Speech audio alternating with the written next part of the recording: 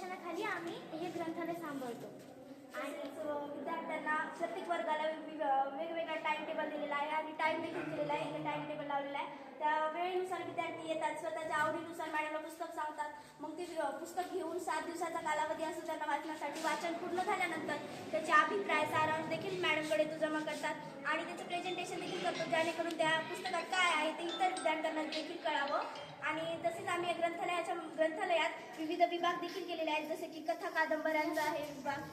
Hello, तुझं आवडतं पुस्तक? Hello, how I talk my grandmother to reading. आता सोबतच आहे ना. सर, आता इथं विभाग केलेले आहेत. विदेशात. हे कोश व भाषा विभाग आहे. हे कथा कादंबरी, हे दोन्ही जे रखाने आहेत ते कथा कादंबरीचे आणि हे चरित्र आणि व्यक्तिविशेष.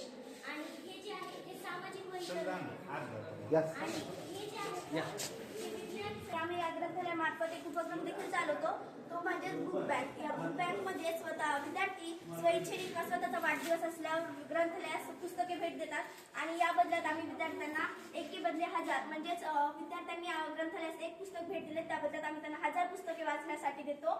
आणि तसेच आम्ही दुसरा एक उपक्रम राबवतो ग्रंथालयामार्फत, तो म्हणजे रीडर्स ग्रुप. तर या रीडर्स ग्रुपमध्ये 46 विद्यार्थी सहभागी आहेत. ते विद्यार्थी नियमित पुस्तके वाचतात आणि त्याचे अभिप्राय सारांश देखील लिहितात आणि त्या